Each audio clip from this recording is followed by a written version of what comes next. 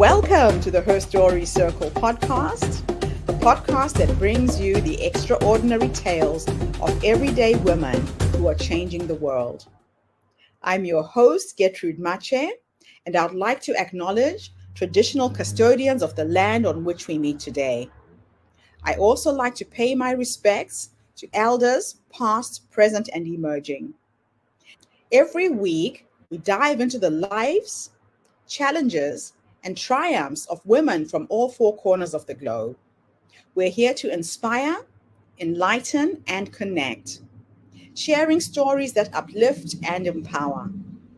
So grab a cup of coffee, settle in, and join us as we explore the incredible journeys of women shaping our future. This is Her Story, where every woman's voice matters. Hello, everybody, and welcome back to the Her Story Circle. This is Gertrude Mache here in beautiful Melbourne, Australia. And today I am graced with the presence of yet another fascinating young woman. Welcome, welcome, welcome to our tribe. Please tell everybody your full name, where you're based, how old you are, and share your story with us today.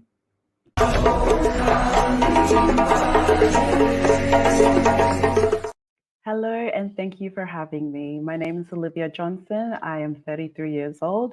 I'm originally from Ghana, but I am based here in Brisbane, Australia. Thank you so much for featuring me on your beautiful podcast.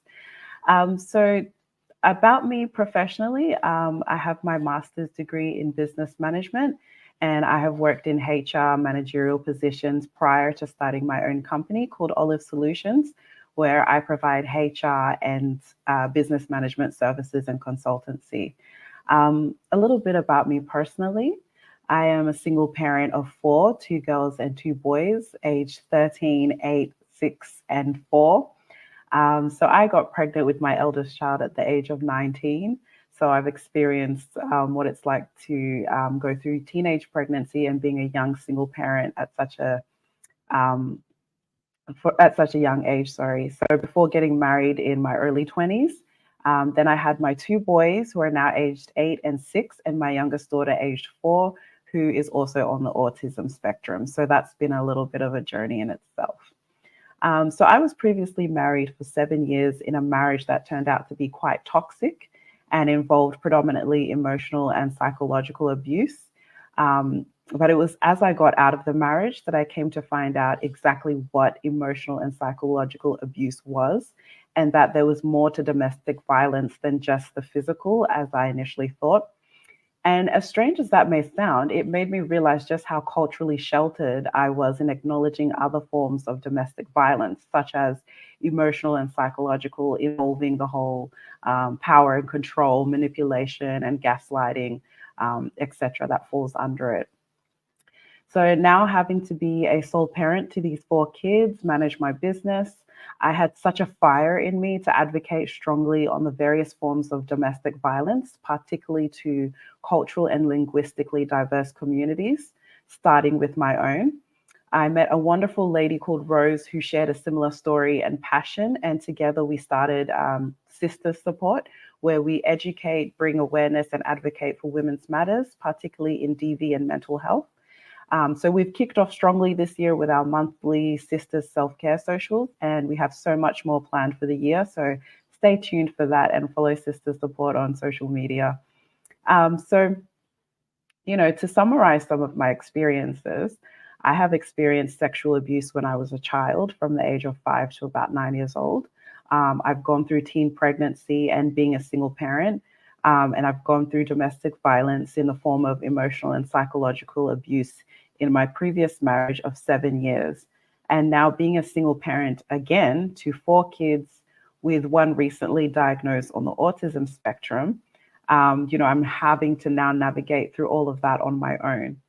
So I just want to point out that I know firsthand the toll it takes mentally and how tasking my healing journey is as I'm going through life juggling these various things. And so this is also why I'm such a huge supporter and advocate for mental health and bringing awareness as well. Because, culturally, we are told as African women to be strong. And, there's nothing wrong with that necessarily. But in my opinion, I feel it could benefit from being backed up by acknowledging damaging behaviors and realistic support systems in place. Being told to be strong all the time for me personally has been more damaging because it came across to me as dismissive and just words of comfort, but not necessarily acknowledging my experiences as I get asked, well, what did you do? You know, or the most common question that I heard back in the day, in those marriage days, was just pray about it, you know. So it's kind of like these responses, or it's like a tap on the back, off you go. So this response to me has been more detrimental in the fight to bring awareness and educate people on DV, which, might I add, you know, DV is something for both males and females. So don't get me wrong. You know, males and females can experience DV, but I advocate strongly for females because I believe when you educate a woman or bring awareness to a woman, she can also educate her community and her children and the next generation. But I also, you know, am full advocate for men and female, but I can relate more to female, being a female myself. Yeah, so I always say, I say this to my kids, I say this to anyone, that respect is the minimum requirement to give another person. And although we as humans are not perfect, this should not be a reason to justify sexual and domestic violence against someone in any form. So, you know, as a culturally diverse African female, I'm already considered amongst the minority. Add to that being a single parent, I'm considered amongst the low socioeconomic status. And being a sole income earner, according to statistics, I'm 5 times more likely to live in poverty than two-parent families. Despite all this, I've been able to start my own company, which has been always a dream of mine. I've been able to provide a safe space for my kids to grow. And I've been finally able to start my healing journey to heal from my childhood trauma, the things I experienced in my previous marriage, and to find myself again. So, you know, all of these things are not easy things to overcome, but, you know, with the right education, the right awareness, the right advocacy, you know, taking those steps to healing has been something that has been such a journey and experience for me. So I'm really happy to be given the opportunity to have a platform where I can share my story and share my experiences in hopes to help other people out there who may be going through the same thing. So this has really kind of been my story. Although there's a lot more to it, you know, it's only been in recent times that I've been able to actually talk about it to this extent, because it required a lot of healing that I had to go through. But it's been a journey, and today, you know, I have 4 healthy, beautiful kids, and we're going on strong. So thank you so much for having me. Wow. You know, listening to you speak, it just absolutely blows me away at the number of women I've interviewed who have gone through, you know, similar experiences. Unfortunately, your story is more common than it's not common. And it's Mm, actually quite sad to see that cycle, you know, perpetuating within our communities. yeah. So you came all the way from Ghana to Australia. You were 5 years old. Let's start there. Can you share what it was like adapting to a new culture and environment at such a young age, and how this experience has shaped your identity? Yeah, definitely. So I was originally born in Ghana, and we relocated to America when I was about 2 years old. So from America, we then came to Australia when I was about 5, and we were living in a small mining town called Newman in Western Australia. It's very small. There's only 2 primary schools and 1 high school. So that's just how small it really is. And it was just such a different experience. I believe we were like the only Africans, or there was quite, like, there was literally no Africans. So I can't even remember at that age if there were other African families. I'm sure there were, but, you know, I was the only African. Me and my siblings were the only Africans in the school. So it was a different experience. Yeah. You then went on to turn your life around despite being a teenage mom. You went into higher education, you studied at Queensland University of Technology, and Monash University as well. And how did these two institutions prepare you for entrepreneurship and advocacy work? I think in terms of entrepreneurship, it's always been something that I've wanted to get into. I've always known that I want to be my own boss. I've always known that I have that passion in business. Doing higher education really gives you that backing, that knowledge to be able to do it successfully. Going to QT, I studied in bachelor's in early childhood studies, which is more in the education kind of industry. But then, coming into my master's, I did business management, and I've been able to kind of experience the best of both worlds, I suppose, being a center manager and then navigating into the HR space. So definitely, I'd say having higher education really assisted me in my journey to where I am now as an entrepreneur. And it's been very beneficial in having those things as a foundation and a backing. So, your personal experiences with childhood abuse, the teenage pregnancy, and overcoming a toxic marriage are both heart wrenching and inspiring. Can you share how these challenges have fueled your passion for advocacy and resilience? Definitely. So, going through childhood sexual abuse was a very difficult thing to kind of grasp as a young person, as young as I was. And, everybody's trauma comes out differently. Everybody reaches out for help differently. What I can say from my experience is, my family did not know what had gone on at the time. And so they just saw me like I was acting out or I was being rebellious, but I was actually crying out for help. It was definitely a trauma response. And so that kind of, I guess that kind of instilled in me this fight for justice, this fight to advocate for people who are going through sexual abuse and even domestic violence. Like in my situation, there were so many times that I have cried out for help, and what I get told is, you're strong, pray about it, you'll get through it. And it's always those kind of words of encouragement, but no actual acknowledgement that the other person's behaviors are unacceptable. And to me, this just didn't seem fair. So it kind of sparked this fire and passion in me. And I just never at the time had that self confidence to actually advocate and pursue advocacy.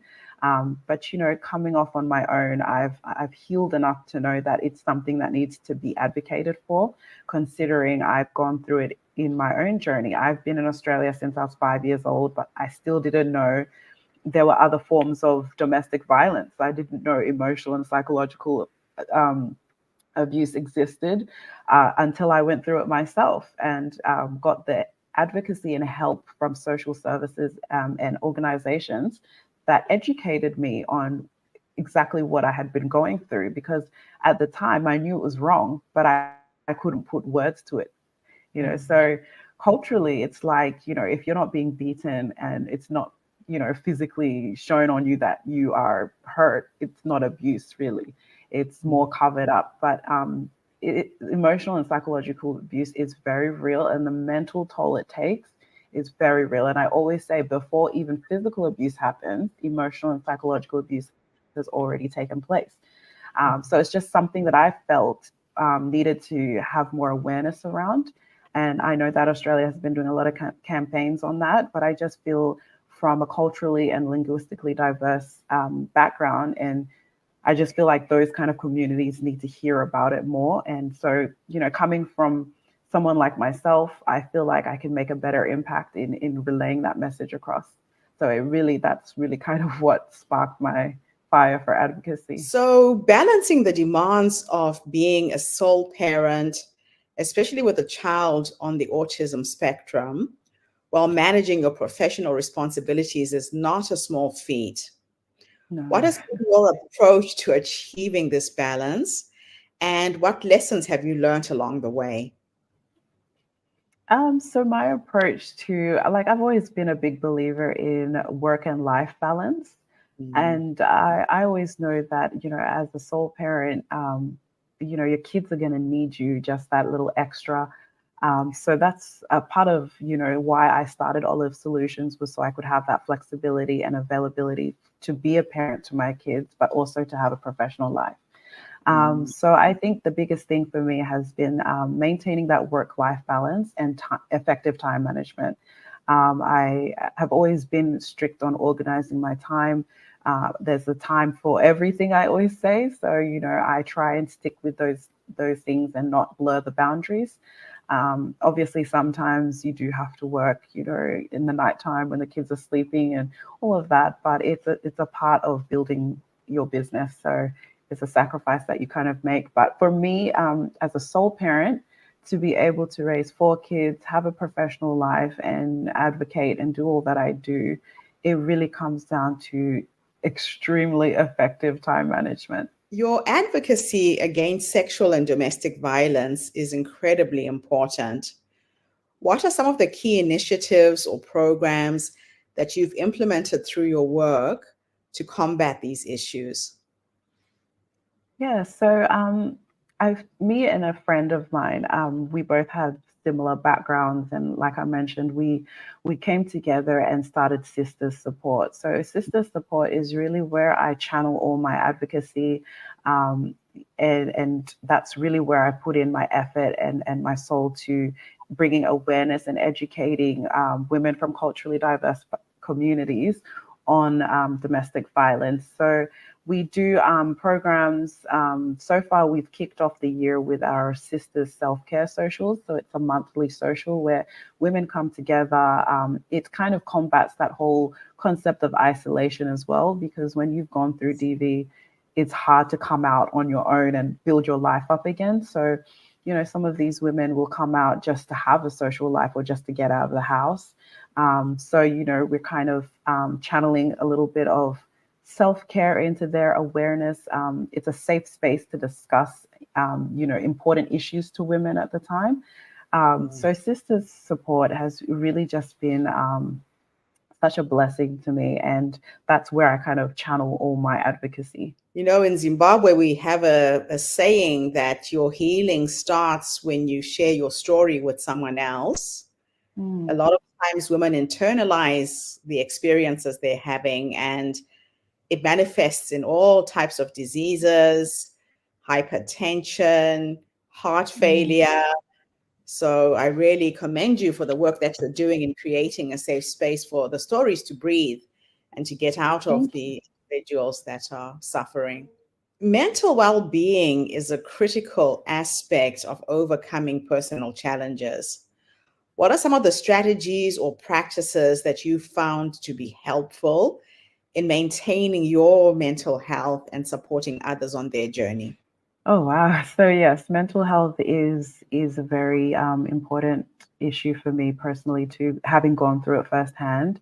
But what I would say is, the body, when the body is injured physically, it just kicks in to heal itself. If you cut your finger, your body knows, okay, we need to now, heal. But when you're injured mentally, that is a whole nother journey that you need to take on your own. And so that's been a very challenging aspect of dealing with mental health and coming from, I'd say in my family, it's not really something we've acknowledged so strongly. However, my mom is a nurse, so it's something that she has been speaking on. But, like when you're little, you don't really understand that concept until you get older, and then you really know that, okay, some things take a toll on your mind. Um, so I think it's just been having to be intentional about my healing journey, taking those steps to reach out for help when I need it, and also taking a step back when I need it to say, okay, today I'm not going to be able to do everything. And maybe I just need time for myself, or having just one task to do that I can smash out when I'm in those moments of feeling low. Just it's just a very intentional journey, is what I can say, and it starts always with you. That's good. So, reflecting on your journey, what advice would you give others who are facing similar adversities, particularly young women and girls who may be experiencing challenges related to abuse, pregnancy or personal identity? My biggest thing is education. You need to educate yourself. You need to understand exactly what you're going through and how you can seek help. Because if you don't know, you can't help yourself. And I say that coming from a place of experience because I was stuck in a situation where I didn't have the words to define what I was going through until I sought help and educated myself on, okay, this is emotional and psychological abuse. This is control and manipulation. This is gaslighting. And, it's almost like a light bulb moment when you do, um, educate yourself on these things and understand what you're really going through, because then that is when you will start to fight for yourself. So I would say the biggest thing for anyone experiencing this is to seek help and educate yourself on really what you're going through. And a part of educating yourself is seeking help. Call 1-800-RESPECT, call those hotlines that you'll be able to explain what you're going through, and they can kind of tell you, you need to seek help or advocate on your behalf. And that is exactly what I did to get myself to where I am today. So I would definitely say educate yourselves and seek help. Through your initiative, Sister Support, you've created a platform for supporting women in various ways. Can you highlight a particular program or a success story that exemplifies the impact of your work? Yeah, so Sister Support launched on the 25th of November 2023. So last year is very fresh. And this year we are starting off with Sisters Self-Care Socials. So we had our first social in February. And, from the group of women that attended, I could already see that this was something that was needed. We had many women from different backgrounds, African backgrounds, share their stories, their personal stories, including my own mother. She was there also. And it was just such a powerful space to see how these women can pour out their hearts in the real life issues that they're facing every single day. I mean, we had a lady there who said she came because she just wanted to get out of the house, because when she's at home, she feels like such a victim. Things like that just show me that what we're doing is something needed in the community. So we've just kicked off with Sisters Self-Care Socials, which is a monthly self-care social, whether we try and aim at small businesses. So we'll just, hold it at someone's restaurant and kind of promote them as well. So supporting women in business. But we also have other programs planned for the year. We are partnering with other organizations to come up with programs for women to really be able to express what they're going through, programs that target mental health and well-being, and programs that also bring awareness to DV and things like that. So it is a work in progress, but we've kicked off the year very beautifully. So much work that needs to be done in this space. So if I could take you back to the younger you, that young girl who, one, was abused, two, got pregnant at an early age, if you could go back and give her 3 nuggets of wisdom, 3 pieces of advice, based on what life has taught you up until this point, what would you share with her right now? So I would share with her, first of all, stay strong in your faith. Do not sway from your faith. Remain strong in your belief in Christ and God. The second one, I would say, do not allow external people to dictate who you are. Do not allow the outside world to dictate who you are as a person. And then the third one I would say is believe in yourself and know yourself, so that you don't allow those outside voices to tell you who you are. And yeah, those are the three. It was a hard one, but those are my 3 words of advice. Well, you've certainly become an example of all 3 of those pieces of advice. It's really quite commendable how far you've come. So now let me teleport you into the future. As you look to the future, what are your goals for expanding your advocacy work? And how do you plan to continue supporting individuals and communities in overcoming and facing their challenges? So when I look to the future, I really just see myself being able to share my story in more detail and entailing exactly what I've gone through to help others and to inspire others to also come out and seek help or, overcome what they're going through. I've coined this term for the year, pain into purpose. And so that's really kind of my vision for the future is to continue turning my pain into purpose. So I believe I didn't go through what I've gone through for nothing, that it is a platform and a story that can also help other women.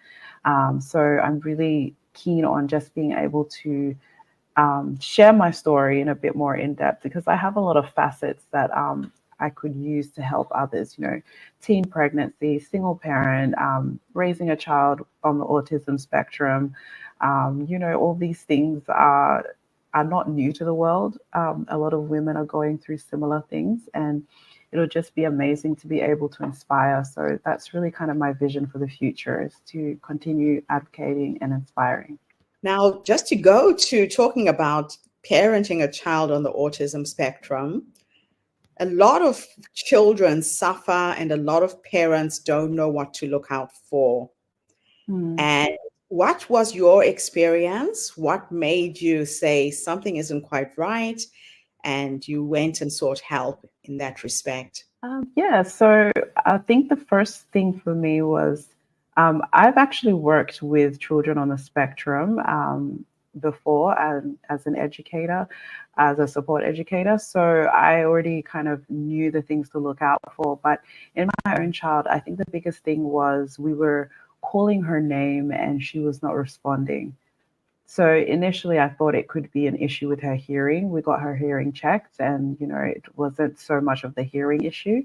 And I had also noticed some other behaviors, like she was very much, she would prefer to play on her own, and she would play with very odd objects, like things you wouldn't expect a child to be interested in. And she'd get attached to those objects quite quickly and season where she's just playing with that one object and just the way she plays also. And she wasn't pointing. So that just things that I could spot socially that she was not hitting, as well as her communication skills. She was not even saying mama or anything at the time. Like it was just very sporadic, kind of random sounds. Where I felt that at this stage she should be saying one or two words. So that kind of sparked me to get to seek further professional advice. That's really good advice. So many things that can be missed, especially with new moms. And I think Mm, by now you had three other children, so you could actually see the difference, right? yeah, definitely. So the last thing I would love to do is to teleport you into the future to meet the 80-year-old you. You're 80 years old, you're sitting on your porch surrounded by your children and your grandchildren. If I could take you into the future to go and have a conversation with this wise woman who has led you to that point, what will you say to her when you finally meet her? Wow. I think I would say to her, well done. I'd say, well done. You've come so far. You've overcome a lot of obstacles. You've made it to this point where you are now surrounded by your beautiful grandchildren. Yeah, well done on overcoming and staying strong and pushing through, even in the times where it seemed like you wouldn't make it. Well done on not giving up on yourself, on your family, on your children. Well done, and I'm proud of you. I love asking that question because a lot of women don't realize that the wise woman is already in us. You know how Mm, we second guess ourselves, we doubt ourselves, that little voice in your head that tells you to look for help or get out of a relationship. That's the wise woman who's already in us. So thank you for listening to your promptings and mm. really being an example of the possibility of what can happen to a woman when she trusts herself and she trusts her intuition. I think it's a superpower that we all have, but we don't use enough. Olivia, thank you so much for being part of our community. Your story is truly, truly, truly inspiring. Keep doing what you're doing to advocate for women and children. Thank you. Thank you so much for having me. Appreciate it. And thank you to everybody who's tuned in today. The Her Story Circle is bringing you stories from women from all over the world to uplift, inspire, empower, and motivate you to live a better life. So tune in again tomorrow when I interview yet another amazing guest. In the meantime, have a fantastic day, morning, or evening, wherever you are in the world, and bye for now. Thanks again, Olivia. Thank you for tuning into the Her Story Circle podcast. I hope today's story has inspired you to believe in the power of our stories and the difference you can make in the world when you use your voice. I'm Gertrude Mache, and it's been an honor to share this space with you, where voices from all walks of life come together to weave a rich tapestry of diverse perspectives. Don't forget to subscribe, rate, and review our podcast to help us share these stories with more listeners. Follow us on social media by looking for the Her Story Circle podcast for more updates. And join us tomorrow for another episode filled with courage, resilience, and empowerment. Remember, your story matters, and together we're building a stronger, more inclusive world. Until next time, keep making her story.